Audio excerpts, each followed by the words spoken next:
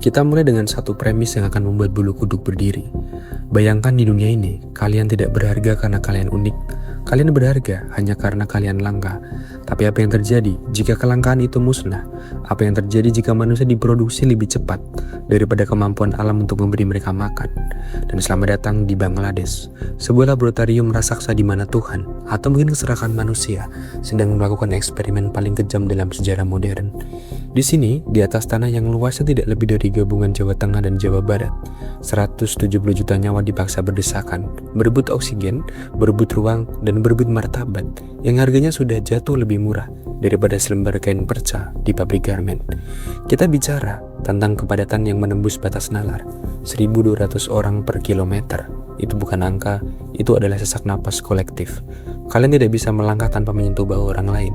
Kalian tidak bisa bermimpi tanpa mendengar dengkur tetangga di balik dinding yang sangat tipis. Di Bangladesh, privasi adalah mitos dan individualitas adalah sampah. Kalian lahir bukan sebagai manusia, kalian lahir sebagai statistik, sebagai unit produksi, sebagai cadangan tenaga kerja yang bisa digantikan dalam hitungan detik jika kalian berani jatuh sakit atau sekedar ingin beristirahat. Ini adalah potret masa depan dunia jika kita terus mendewakan angka pertumbuhan tanpa peduli siapa yang harus diinjak di bawah sepatu boot kemajuan.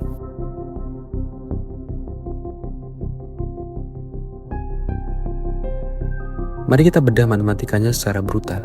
Bayangkan kalian mengambil seluruh penduduk di Indonesia, lalu kalian buang mereka ke dalam sebuah ruangan yang hanya seluas satu provinsi, dan itulah gambaran Bangladesh.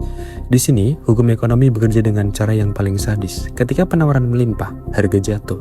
Dan di sini, penawaran manusia tidak terbatas. Dan hasilnya, harga nyawa manusia mengalami inflasi negatif hingga menyentuh titik nadir.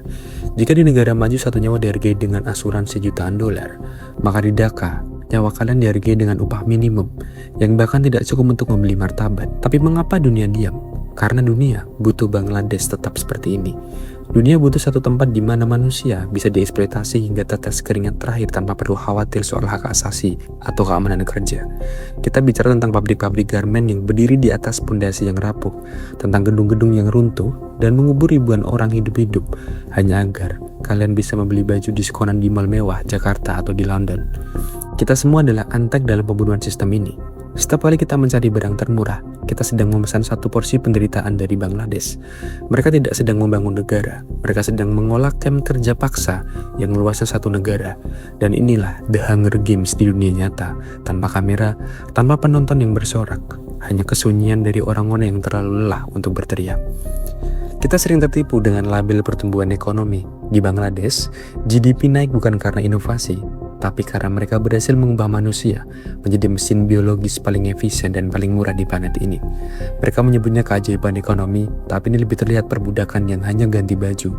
Para buruh ini bekerja 14 jam sehari, menghirup debu tekstil yang merusak paru-paru, di bawah ancaman pemecatan instan, karena di luar gerbang pabrik, ada 10 orang lain yang sudah antri dengan perut lapar. Saya menggantikan posisi mereka dengan upah yang lebih rendah lagi. Ini adalah perlombaan menuju dasar sebuah race to the bottom. Sistem ini dirancang agar mereka tetap miskin, agar mereka tetap lapar. Karena orang lapar adalah pekerja yang paling patuh. Jika mereka kenyang, mereka akan mulai berpikir. Jika mereka mulai berpikir, mereka akan mulai menuntut. Dan tuntutan adalah musuh besar korporasi global yang haus akan margin keuntungan. Bangladesh adalah bukti bahwa kapitalisme global tidak butuh robot AI untuk menggantikan manusia. Mereka hanya butuh manusia yang dipaksa hidup seperti robot. Kita bicara tentang devaluasi intelektual, di mana bakat-bakat besar terkubur di bawah tumpukan kain jeans. Berapa banyak calon ilmuwan, seniman, dan pemimpin hebat yang hari ini hanya sedang menjahit kancing baju kalian karena mereka tidak punya pilihan lain untuk menyambung hidup. Ini adalah pemborosan sumber daya manusia paling besar dalam sejarah peradaban kita. Jika kalian berpikir Bangladesh adalah anomali, kalian salah besar. Bangladesh adalah cetak biru. Bangladesh adalah apa yang terjadi ketika populasi meledak, lahan menyusut akibat krisis iklim, dan kekuasaan terkonsentrasi di tangan segelintir orang yang melihat manusia sebagai angka di atas kertas Excel. Lihatlah Jakarta, lihatlah Manila, lihatlah Lagos. Kita semua sedang menuju ke sana. Kita sedang bergerak menuju sebuah dunia di mana ruang hidup menjadi komoditas paling mahal dan nyawa manusia menjadi barang rongsokan paling murah. Kita sedang menciptakan sistem di mana kompetisi bukan lagi soal siapa yang paling pintar, tapi siapa yang paling mampu menoleransi penderitaan. Di Bangladesh, kalian belajar bahwa negara tidak akan menyelamatkan kalian. Tuhan terasa sangat jauh, dan satu-satunya yang nyata adalah kebutuhan untuk makan besok pagi. Ini adalah kiamat yang tidak datang dengan ledakan nuklir, tapi datang dengan desakan bau di angkutan umum, dengan perebutan air bersih, dan dengan hilangnya rasa kemanusiaan di tengah kerumunan yang tak berujung. Kita sedang berjalan tidur menuju sebuah distopia di mana individu tidak lagi memiliki arti. Kalian hanya akan menjadi satu sel dalam organisme raksasa yang lapar, yang terus mengonsumsi dirinya sendiri demi pertumbuhan yang semu. Jika kalian merasa aman, ingatlah bahwa jarak antara kenyamanan kalian dan realitas di Bangladesh hanya dipisahkan oleh satu krisis ekonomi atau satu bencana alam besar. Dan pada akhirnya, apa yang tersisa saat kita melepaskan semua label pertumbuhan ekonomi dan statistik?